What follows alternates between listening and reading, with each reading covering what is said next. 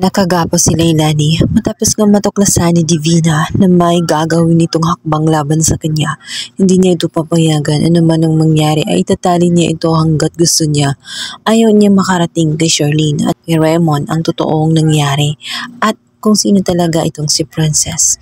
Gusto niyang manatili ang lihim ang lahat tungkol sa kanyang anak na si Libby. Lalo pa siyang nagagalit at nanggigigil dito kay Leilani matapos nga makita niya na nagmamanman ito at nalaman ni Leilani na sila rin ang may dahilan kung bakit sa pilitang nakulong itong si Princess ay dahil sa pansasabotahe nila at gumagawa sila ng kwento na nakidnap nga itong si Libby kahit hindi naman totoo at ngayon ibinibintang pa dito sa kaawa-awang si Princess.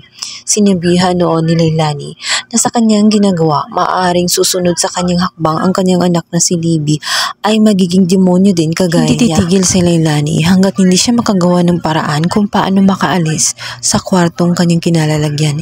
Ikinulong siya sa loob ng CR. Kumuha siya ng paraan hanggat sa isang pagkakataon nakita niya. Sinubukan niyang kalasin ang mga tali hanggat ito'y nawala na nga. Naghanap siya ng butas na pwede niyang malulusutan. At nangakmang palabas na nga siya, bigla niyang naisip na i-text muna itong si Charlene. Sinabi na rito na magkikita sila at importante siya sasabihin, doon niya ipapaliwanag ang lahat ng kanyang mga nalalaman na dapat na niyang matuklasan. Ngunit sa kasamaang palad, siya naabutan ng pinsan nga nitong si Divina. At dahil sa kanya nga binili nito, hindi niya papayagan na makaalis nga itong si Leilani dahil siya naman ang managot hanggang sa aksidente nga niya itong nauntog sa pader at nawalan nga ito ng malay. At dahil sa takot sa kabangan nito si Charlene, nagmamadali siyang pinuntahan agad-agad itong si Leilani. Nasasabik siya kung ano nga bang lihim na sasabihin nitong si Leilani. Ngunit sa kasamaang palad, maaabutan nga niya itong si Leilani na wala ng buhay. At ang masama pa dito ay may kutsilyo sa tabi at hawak nga niya ang kutsilyo.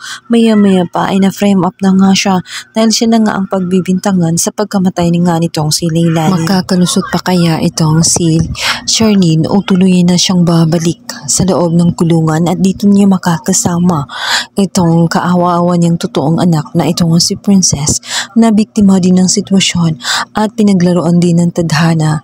Ngayon dito na nga kaya magkapalagayan ng loob at matutuklasan na ni Charlene ang tunay niyang anak ay walang iba kundi itong si Princess. Yan ang ating pakabangan sa lalang umiinit at tagpo ng prinsesa ng City Jail. Please don't forget to like and subscribe my YouTube channel guys. Thank you. Bye!